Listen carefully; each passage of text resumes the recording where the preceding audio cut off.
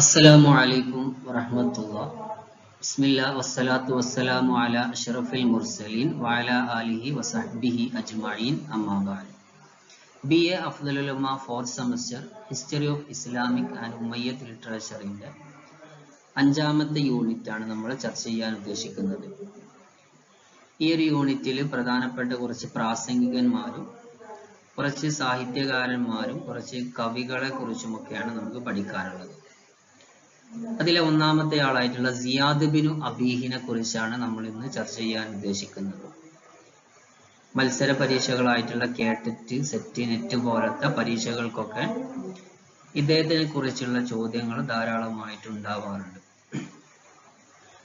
ഇൻഷാ അല്ലാഹ് നമുക്ക് പാഠത്തിലേക്ക് കടക്കാം. സിയാദ് ബിനു അബീഹ് ولد زياد بن أبيه في مكة في سنة الأولى من الهجرة. ولد زياد بن أبيه زياد بن أبيه ജനിച്ചത് في مكة മക്കയിലാണ്. في سنة الأولى من الهجرة ഹിജറ ഒന്നാം വർഷത്തിൽ, അതായത് മീലാദി 622-ലാണ്. വകാനത്ത് ഉമ്മുഹു സുമയ്യ, അദ്ദേഹത്തിന്റെ ഉമ്മ സുമയ്യയാണ്. ജാരിയത്തുൻ മിനത് ത്വായിഫ്, ത്വായിഫിൽ നിന്നുള്ള ഒരു അടിമ സ്ത്രീയാണ്. മിൻ ദവാത്തി റായാത്തി, നല്ല ഭംഗിയുള്ള സ്ത്രീകളിൽ പെട്ടിട്ടുള്ള ഒരു സ്ത്രീയാണ്.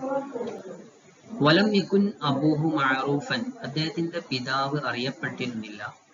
ഫദാഉ നാസ്, അങ്ങനെ ജനങ്ങൾ അദ്ദേഹത്തിനെ വിളിച്ചിരുന്നത് Ziyad bin Sumayya, Ziyad bin Sumayya എന്നായിരുന്നു വിളിച്ചിരുന്നത്. സുമ്മ ഇസ്തഹറ, പിന്നെ അദ്ദേഹം പ്രസിദ്ധനായി ബി ഇസ്മി Ziyad bin Abih, Ziyad bin Abih എന്ന പേരിൽ അദ്ദേഹം പ്രസിദ്ധനായി. പിതാവ് അറിയപ്പെടാത്തതുകൊണ്ട് അദ്ദേഹത്തിന്റെ പിതാവിന്റെ മകൻ എന്ന പേരിലാണ് അദ്ദേഹം എന്ത് ചെയ്തത്, അദ്ദേഹം തന്നെ സ്വയം പറഞ്ഞ പേരായിരുന്നത്. ഷബ്ബ സിയാദ്, സിയാദ് യുവാവായി മാറി. ദക്കിയൻ മുഖ്തദിറൻ, വളരെ കഴിവുറ്റ ഒരു ബുദ്ധിമാനായിട്ടുള്ള ഒരു യുവാവായി മാറി. സിയാസിയൻ കദീറൻ, അതുപോലെ അദ്ദേഹം ഒരു ശക്തനായ ഒരു രാഷ്ട്രീയക്കാരനുമായി മാറി. ഫഉദ്ദ, അങ്ങനെ അദ്ദേഹത്തിന് എണ്ണപ്പെട്ടു. മിൻ ദുഹാത്തിൽ അറബി, അറബി തന്ത്രശാലികളിൽപ്പെട്ട ഒരാളായിട്ട് അദ്ദേഹത്തിന് എണ്ണപ്പെടുകയും ചെയ്തു. സക്കന സിയാദ് അൽ ബസറ, സിയാദ് ബസറയിലാണ് താമസിച്ചിരുന്നത്. വകാന മിൻ അസ്ഹാബി അലി ഇബ്ൻ അബി ത്വാലിബ്, അലി ഇബ്ൻ അബി ത്വാലിബിന്റെ ആളുകളിൽപ്പെട്ട ആളായിരുന്നു അദ്ദേഹം. ഫവല്ലാഹു, അപ്പൊ അദ്ദേഹത്തിന് അലി റളിയല്ലാഹു അൻഹു അദ്ദേഹത്തിനെ ഏൽപ്പിച്ചു, അദ്ദേഹത്തിന് ഭരണം ഏൽപ്പിച്ചു, അദ്ദേഹത്തിന് ഗവർണർ സ്ഥാനം നൽകി. അലാ ഫാരിസ്, പേർഷ്യയുടെ മേലുള്ള ഗവർണർ സ്ഥാനം അദ്ദേഹത്തിന് നൽകി. സുമ്മ ഇന്നൽ മുഹാവിയ, പിന്നെ മുഹാവിയ വല്ല സിയാദൻ, സിയാദിനെ ഏൽപ്പിച്ചു അലൽ ബസറ, ബസറയുടെ മേലുള്ള ഗവർണർ സ്ഥാനം. സന 45 ഹിജറ, ഹിജറ 45-ൽ. വലമ്മ തൂഫിയൽ Mughirat bin Shuba, Mughirat bin Shuba മരണപ്പെട്ടപ്പോൾ, വാലി കൂഫ, കൂഫയുടെ ഗവർണറായിരുന്ന മുഗീറത്ത് ബിൻ ശുഅബ മരണപ്പെട്ടപ്പോൾ, ബിത്തോവനി, പ്ലാഗ് രോഗം ബാധിച്ച്. സന 50 ഹിജറ, ഹിജറ 50-ൽ.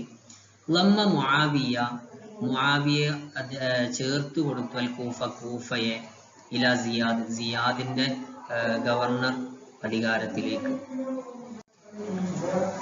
ഫകാന സിയാദ്, സിയാദ് ആയിരുന്നു അവ്വലുമൻ ജമഅലുൽ കൂഫ വൽ ബസറ, കൂഫയെയും ബസറയെയും ആദ്യമായി ഒരുമിച്ച് കൂട്ടിയ ആളായിരുന്നു. കൂഫക്ക് ഒരു ഗവർണറും അതുപോലെ ബസറക്ക് മറ്റൊരു ഗവർണറുമാണ് സാധാരണ ഉണ്ടാവാറുണ്ടായത്. എന്നാൽ ആദ്യമായിട്ട് കൂഫയ്ക്കും ബസറക്കും കൂടെ അതിനെ ഒരുമിച്ച് കൂട്ടി ഒറ്റ ഗവർണറായി സ്ഥാനം ഏറ്റെടുത്തത് സിയാദ് ആയിരുന്നു, സിയാദ് ബിനു അബീഹ് ആയിരുന്നു. മല്ലക സിയാദ് അൽ ഇറാഖ്, ഇറാഖിനെ സിയാദ് ഭരണം നടത്തിയത് 5 സനവാത്ത്, 5 വർഷക്കാലമാണ് ഭരണം നടത്തിയത്. സിയാദ് ബിനു അബീഹ് മിൻ മഷാഹിരിൽ ഖുതബായി, സിയാദ് ബിൻ അബീഹ് പ്രസിദ്ധനായ ഒരു പ്രാസംഗികന്മാരിൽപ്പെട്ട ഒരാളായിരുന്നു. വകാന ഖുതുബഹു, അദ്ദേഹത്തിന്റെ ഖുതുബയായിരുന്നു ഹാദിറുദ്ദിഹിനി, നല്ല ചടുലമായ ഖുതുബകളായിരുന്നു. യുതീലുൽ ഖുതബി, വളരെ ദീർഘമുള്ള ഖുതുബകളായിരുന്നു അദ്ദേഹത്തിന്റെ ഖുതുബകൾ. കാനത്ത് അൽഫാദുഹു, അദ്ദേഹത്തിന്റെ ഖുതുബയുടെ ലഫ്ളുകളായിരുന്നു ഫസീഹത്തൻ, വാചാലമായതായിരുന്നു. വതറാക്കീബുഹു അതിന്റെ ഘടനകളായിരുന്നു വാളിഹത്തൻ വളരെ വ്യക്തമായതായിരുന്നു. വഉസ്ലൂബുഹു അതിന്റെ ശൈലിയായിരുന്നു ജയ്യിദത്തൻ വളരെ നല്ല ശൈലിയായിരുന്നു. വകാന യഅ്തമിദു അദ്ദേഹം ആശ്രയിച്ചിരുന്നു അൽ വഈദ ഭീഷണിപ്പെടുത്തല് വത്തഹ്ദീദ് അതുപോലെ മുന്നറിയിപ്പ് നൽകലും ഒക്കെ ഫീ തഅ്സീരിഹി ഫിസ്സാമീന കേൾവിക്കാരിൽ സ്വാധീനം ഉണ്ടാക്കുന്നതിന് വേണ്ടിയിട്ട് ഇതിനൊക്കെ അദ്ദേഹം ആശ്രയിച്ചിരുന്നു. അല്ലഫ കിതാബൻ അദ്ദേഹം ഒരു ഗ്രന്ഥം രചിച്ചിട്ടുണ്ട്. അൽ മസാലീബ് മസാലീബ് എന്ന് പറയുന്ന ഒരു ഗ്രന്ഥം അദ്ദേഹം രചന നടത്തിയിട്ടുണ്ട്. വതൂഫിയ സിയാദ് മരണപ്പെട്ടത് ഫിൽ കൂഫ കൂഫയിലാണ്. ഖീല ബിത്തഊൻ പ്ലാഗ് രോഗം കൊണ്ടാണ് അദ്ദേഹം മരണപ്പെട്ടതെന്ന് ഒരു അഭിപ്രായമുണ്ട്. സന 53 ഹിജറ 53 അദ്ദേഹം വഫാത്തായത്. അൽ ഖുതുബത്തുൽ ബത്റാ അദ്ദേഹത്തിന്റെ ഖുതുബക്ക് പറയപ്പെടുന്ന പേരാണ് അൽ ഖുതുബത്തുൽ ബത്റാ എന്ന്.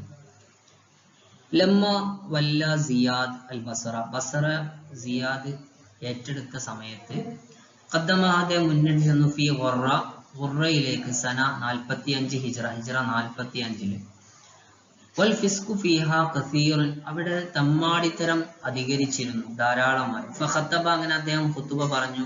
ഖുതുബത്തുൽ ബത്റ അദ്ദേഹത്തിന്റെ പ്രസിദ്ധമായിട്ടുള്ള ഈ ഖുതുബത്തുൽ ബത്റ അദ്ദേഹം പ്രസംഗിച്ചു. ഇങ്ങനെ ഖുതുബത്തുൽ ബത്റ എന്ന് അതിന് പേര് വെക്കാനുള്ള കാരണം ലം യഹ്മദുല്ലാഹ് ഫീഹ അതിൽ അദ്ദേഹം അള്ളാഹുവിനെ സ്തുതിക്കാറുണ്ടായിരുന്നില്ല. അത് കാരണമാണ് അദ്ദേഹത്തിന്റെ പ്രസംഗത്തിന് ഖുതുബത്തുൽ ബത്റ എന്നുള്ള പേര് ലഭിച്ചിട്ടുള്ളത്.